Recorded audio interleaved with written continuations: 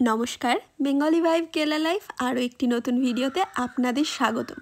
তবে চলুন, আজ ইতালির ভেনিস শহর নয়, বরং ভারতের ভেনিস শহর মানে কেরালার অ্যালোপি থেকে আপনাদের ঘুরিয়ে আনি। আপনারা তো জানেনই কেরালার অন্যতম ট্যুরিস্ট স্পট হলো অ্যালোপি। আপনারা আমাদের সম্পূর্ণ ট্রিপটা স্কিপ না করেই দেখুন, আশা করছি ভালো লাগবে। তো আমরা বাড়ি থেকে বেরিয়েছিলাম ওই দুপুর।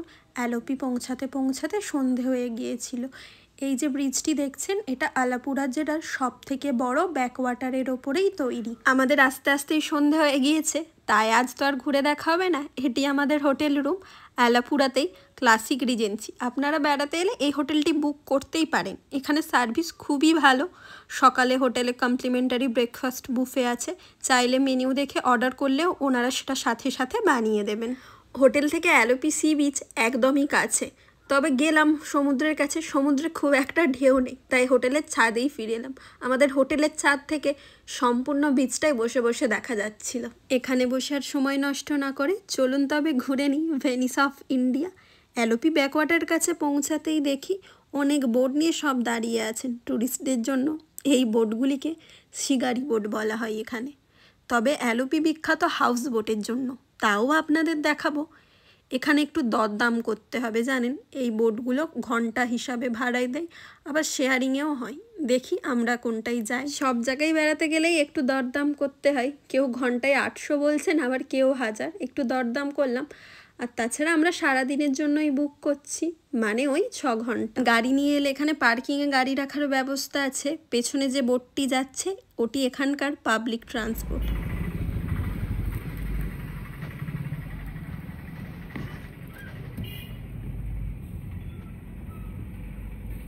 আমি আমাদের বোটটিতে উঠে পড়েছি। আজকের এই কয়েক ঘন্টার জন্য বোটটি এখন আমাদের দুজনের। শুয়ে বসে যাবার জন্য দেখুন কত জায়গা।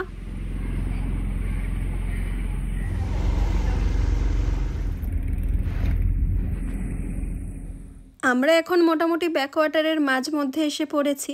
এখানে কাছে দূরে অসংখ্য পিঁপড়ের মতো হাউস বোট দেখা যাচ্ছে। এই যে হাউস বোটটিতে 6টি বেডরুম আছে। হাউস বেডগুলিতে bedroom, kitchen, living room, dining রুমের সমস্ত কিছুরই ব্যবস্থা থাকে। ওই যে দূরে দেখুন নিচে ড্রাম বেঁধে তার উপর কাঠ বেঁধে ওরা স্নেক বোর্ড রেসের জন্য প্র্যাকটিস করছে। আপনারা তো জানেনই কেরালায় স্নেক বোর্ড রেস হয়। কখনো যদি সম্ভব হয় ওনামের সময় স্নেক বোর্ড রেস আপনাদেরকে দেখাবো।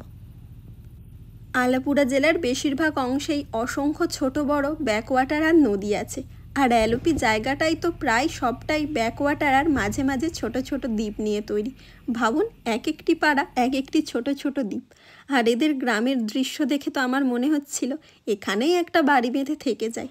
এখানকার এক একটি দ্বীপ এক একটি গ্রাম বা এক একটি পাড়া। তো এনারা এক গ্রাম থেকে অন্য গ্রামে যেতে স্থলপথের থেকে জলপথের ব্যবহারটাই বেশি করেন। আর এক গ্রাম থেকে অন্য গ্রামে নয়, এক জেলা থেকে অন্য জেলায় যেতেও জলপথেরই ব্যবহার হয়।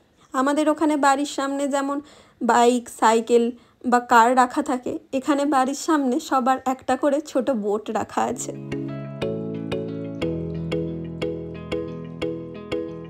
দূরে যে পাবলিক ট্রান্সপোর্ট বোটটা যাচ্ছে ওটি আলাপুরা জেলা থেকে কোট্টায়াম জেলা পর্যন্ত যাবে। তো এটি এখানকার জেটি স্ট্যান্ড। আমরা এখন অন্য একটি পাড়ার দিকে বাঁক নিয়েছি। আমাদের সাথে আপনারাও দেখুন কেরালার প্রাকৃতিক সৌন্দর্য।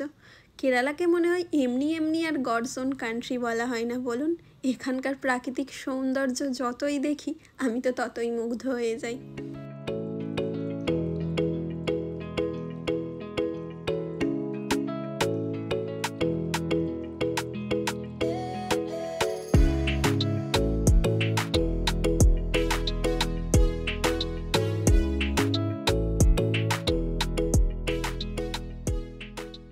এই ধরনের বোটগুলো সাধারণত দোকানের জিনিসপত্র বা বাড়ির মালপত্র আনার জন্য, মাছ ধরার জন্য ব্যবহৃত হয়। আর এখানে মাঝে মধ্যেই পাড়ার মধ্যে এক পাড়া থেকে অন্য পাড়ায় যাবার জন্য ছোট ছোট ওভারব্রিজ করা আছে। ভিডিও এডিট করতে বসে তো মাথায় পাগল হয়ে যাচ্ছিল, আপনাদেরকে ঠিক কোন দৃশ্যটা দেখায় আর কোন অংশটা এডিট করে কেটে বাদ দিয়ে দিই।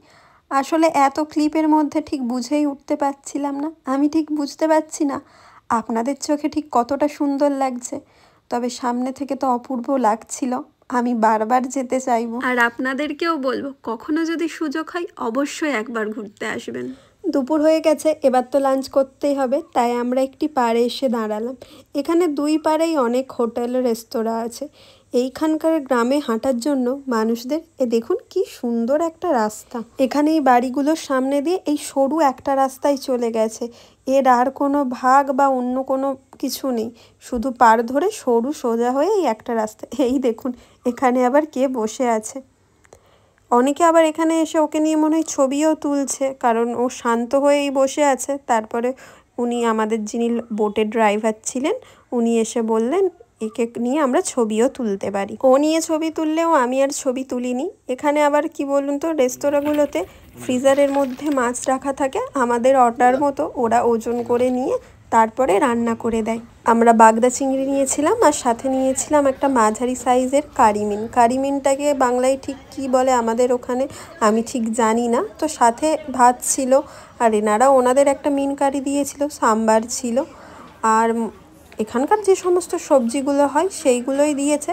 সাথে এই যে দুটি পাত্রে, একটিতে রাসাম আছে আর অন্যটিতে ওই মৌরা কারি। আজ দুজনেই একেবারে কবজি ডুবিয়ে খেয়েছি। আমি যদিও ভাতের থেকে বেশি চিংড়িতেই ফোকাস করেছিলাম, গলা পর্যন্ত খেয়ে একেবারে বোটে লম্বা হয়ে শুয়ে পড়েছি। এখানে যেহেতু যাতায়াতের জন্য স্থলপথের থেকে জলপথের ব্যবহারটাই বেশি হয়, তাই দেখলাম এখানে পুরুষ আর মহিলা উভয়েই বোট চালাতে বেশ দক্ষ। এই গ্রামগুলিতে স্কুল, কলেজ, হসপিটাল সব কিছুরই সুব্যবস্থা আছে।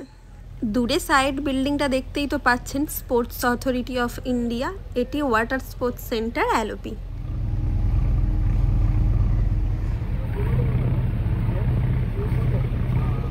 এখানে মাঝে মধ্যে এত সুন্দর হাওয়া হচ্ছে, পেট ভরে মন ভরে খাওয়ার পর মনে হচ্ছে একটু ঘুম দিয়ে নিই। ওই পাশে দেখুন ছোট সব দোকান।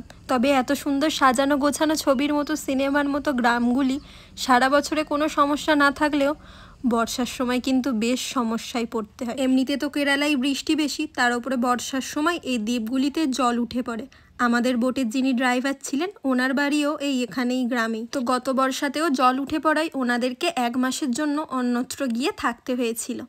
আর একটা কথা যেটা আপনাদের বলাই হলো না, আমরা তো শিকারি বোর্ডে এসেছি, যদি হাউস বোর্ডে আসতে হয় তাহলে সেটিকে কিভাবে সম্ভব? হাউস বোর্ডে থাকতে গেলে আগে থেকে অনলাইনে বুক করা যেতে পারে, ফোনে সার্চ করলেই অসংখ্য এনাদের নাম্বার পাওয়া যাবে। আর তা না করলেও এখানে এসেও কাউকে বুক করা যেতে পারে। এখানে হাউস বোর্ডে ডে নাইটস যে কোনো স্টে করতে পারেন।